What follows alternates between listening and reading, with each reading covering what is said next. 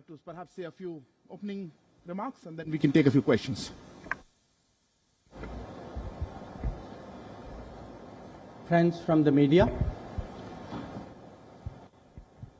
we have just concluded the SCO Council of Foreign Ministers meeting today here in Goa.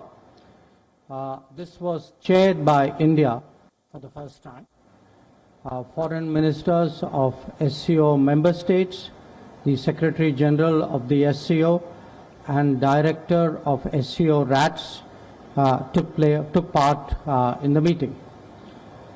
During the meeting, the SCO foreign ministers assessed the status of decisions that will be approved at the upcoming SCO summit in July. The meeting also gave an opportunity to dwell on the state of multilateral cooperation in SCO, to address regional and global issues of interest, talk about the reform and modernization of the organization, and assess the progress of admitting Iran and Belarus to SCO as new member states.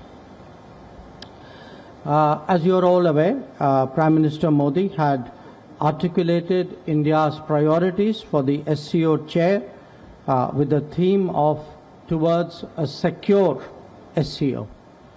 The acronym SECURE was given by Prime Minister because it lays out the main focus under our ongoing chairship, and SECURE stands for security, economic development, connectivity, unity, respect for sovereignty and territorial integrity, and environmental protection.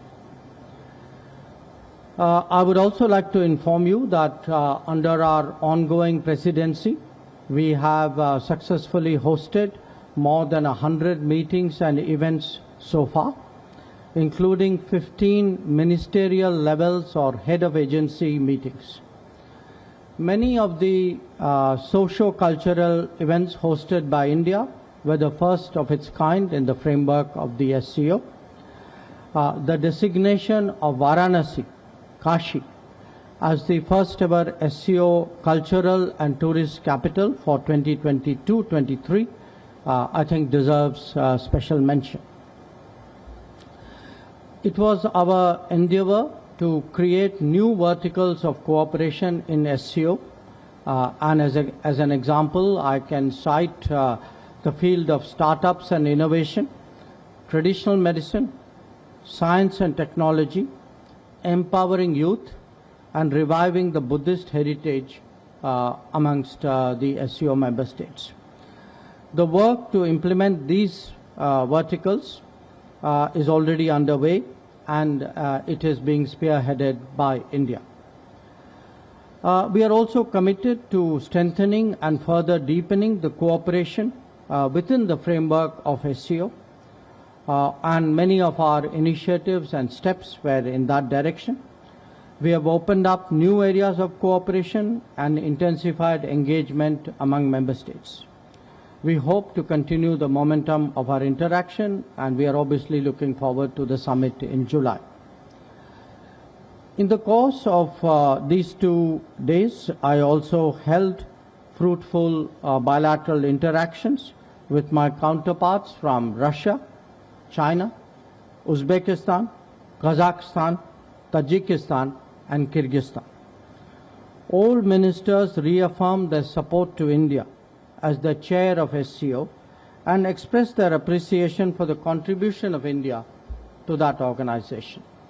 I also met the Secretary General of the SCO and discussed the diversification and the deepening of SCO agenda. As regards the bilateral relationships, let me start with Russia. FM Lavrov and I noted the progress that has been made in our economic cooperation. We exchanged views on a number of regional and global developments. Since the G20 meetings are ongoing, and there's a BRICS foreign ministers meeting which is coming up soon, these two were also the subject of our discussion. where FM Qingang of China is concerned, much of our attention, I think predictably, went to the disengagement issue in the Western sector. Yeah, but here again, the G20 and BRICS featured in the talks because China is a member of both groupings.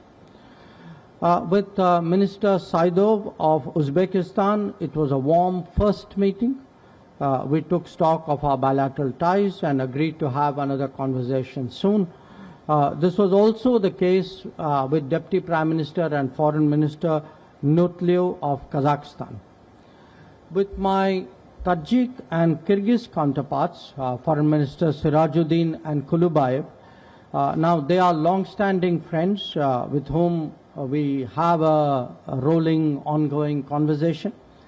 And some of the subjects which came up in the meeting with them were overlapping with those of the others in Central Asia. They included connectivity, counter-terrorism, health, trade, and energy. With all the Central Asian ministers, we agreed that the India-Central Asia format meetings in different domains should take place at an early date. So the overall sense that I would like to share with you is that of a productive SCO Council of Foreign Ministers meeting. I think it was useful in preparing the ground for the summit. So those are some opening thoughts, and I would be delighted to take questions. Thank you, sir. Before I take the questions, ground rules, please. Please introduce yourself and the organization that you represent. We'll also not be able to accommodate more than one question, even that may be difficult. Let me start. Pranay, can I start with you? Sir Pranay Upadhyay ABP News से sir सामने प्रणय उपाध्याय एबीपी न्यूज से sir मेरा सवाल इस चीज को लेकर है कि एससीओ की विदेश मंत्रियों की बैठक के लिए पाकिस्तान के विदेश मंत्री बिलावल भुट्टो आए थे। भारत में बहुत लंबे समय बाद किसी पाकिस्तानी विदेश मंत्री की ये यात्रा हुई थी, लेकिन अपने भाषण में उन्होंने सीपैक का जिक्र किया। आज उन्होंने कहा जम्मू कश्मीर को लेकर कि भारत G20 में अड़ियल रवैया दिखा रहा है वहां पर आयोजन को करके यहाँ की सॉइल पे। तो आपने इस यात्रा को कैसे लिया और क्या आपको लगता है कि इस यात्रा से जिस तरह से उन्होंने कमिटमेंट दिखाया एससीओ को लेकर, बायलैटरल टॉक्स को लेकर भी कोई संभावना बन सकती है? क्योंकि ये बातें ऐसे समय में हो रही जब भारत में आज टेरर अटैक भी हुआ है। We'll take a few questions together. Yeah, go ahead. Sir, hi. This is Shivangi Thakur from Z News. आज हमने देखा किस तरह से एससीओ समिट हुआ, लेकिन इसके बाद सर जो पाकिस्तान के विदेश मंत्री हैं उनका एक बयान सामने आया है और उन्होंने कहा है कि आतंकवाद पर भारत और पाकिस्तान को साथ मिलकर बैठकर बातचीत करना चाहिए क्योंकि हम भी इससे पीड़ित हैं। ऐसे में जब वो यहाँ पर आए हैं, द्विपक्षीय वार्ता नहीं हुई है, राजौरी में आज भी हमारे जवान शहीद हुए हैं, तो कैसे देखते हैं? क्योंकि वो कह रहे हैं कि सिंपल सी चीज है, वो कह रहे हैं आतंकवाद पे हम दोनों को मिलकर काम करना चाहिए, लेकिन कैसे करेंगे जब आप समिट में आकर बातचीत नहीं करते? सिद्धांत। Hi sir, Siddhant from WION. When it comes to bilateral with the Chinese foreign minister, the Chinese readout says that situation at the border is stable. How do you see this divergence in the position? Between the Chinese side claiming that everything is normal at the border, everything is stable at the border. Yeah, ma'am there. Yeah. Hello, my name is Munize Jahangir. I'm from Pakistan, from Aaj TV, and my question to you over here is that the Foreign Minister Bilawal Bhutto Zardari made a bold move by coming here, and it is being seen as a breakthrough. He's also being criticized, but how do you, India, see it? Do you see it as a breakthrough, and what will be your roadmap in the future to resumption of at least diplomatic ties with Pakistan? Sir, perhaps 4 questions. I'll hand over to you, sir. देखिए, 3 सवाल जो हैं वो पाकिस्तान पर थे, 1 सवाल जो है वो चाइना पर था। तो ये 3 सवाल जो पाकिस्तान वाले सवाल जो हैं मैं एक साथ लेना चाहूँगा ताकि because they are overlapping questions. First of all let me say this, as a foreign minister of an SCO member state, Mr. Bhutto Zardari was treated accordingly. As a promoter, justifier, and I'm sorry to say, spokesperson of a terrorism industry, which is the mainstay of Pakistan. His positions were called out and they were countered, including at the SCO meeting itself. So let me come to the specifics. On the China-Pakistan economic corridor, this so-called corridor, I think it was made very clear, not once but twice in the SCO meeting, that connectivity is good for progress, but connectivity cannot violate the territorial integrity and sovereignty of states. So this has been our long-standing position. Nobody should have any doubt about it. And I assure you, those who are in the room today had no doubt about it. I made sure of that. Regarding आपका दूसरा जो था वो G20 के बारे में था. Now, you know, I don't think there is a G20 issue to debate with anybody. Certainly not with a country which is nothing to do with the G20. I mean, Jammu and Kashmir was, is, will always be a part of India. And the G20 meetings are held in all the Indian states and union territories, so it is completely natural that it is held there. जो आपका जो दूसरा सवाल जो था कि from what I understood that India and Pakistan should sit together. You know, victims of terrorism do not sit together with perpetrators of terrorism to discuss terrorism. Victims of terrorism defend themselves, counter acts of terrorism, they call it out, they delegitimize it, and that is exactly what is happening. So to come here and preach these hypocritical words as though we are on the same boat, I mean, they are committing acts of terrorism. And, you know, I don't want to jump the gun on what happened today, but I think we're all feeling equally outraged. So, I think, I mean, let's be very, very clear on this.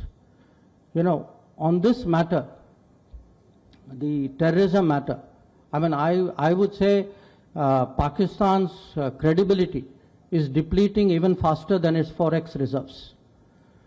So, you know, let's be clear what this is about. On your question, you know, is this a breakthrough? Look, he came here as a member, a foreign minister of an SCO member state. That is part of multilateral diplomacy. Please do not see it as anything more than that. It was not meant as anything more than that. It was not treated as anything more than that. And I think nothing that from what he said or what I heard he said deserves for this to be treated more than that. The China question. Look, my understanding of what the Chinese said, I think they used the word stable, if I'm not mistaken. I don't think that's the issue. I think the issue is that there is an abnormal position in the boundary areas, border areas, along the boundary. And we had a very frank discussion about it. It's not the first discussion. I had spoken to Foreign Minister Chingang on the sidelines of the G20 as well. We have to take the disengagement process forward. And I have made it very clear, frankly, publicly as well, and you know, what I say within the room is not different from what I say outside, which is that India-China relations are not normal and cannot be normal if the peace and tranquility in the border areas is disturbed. You know, I've been very, very clear about it. I've been very consistent about it, and I have not changed my position at this meeting either. Thank you, sir. Listen, before in the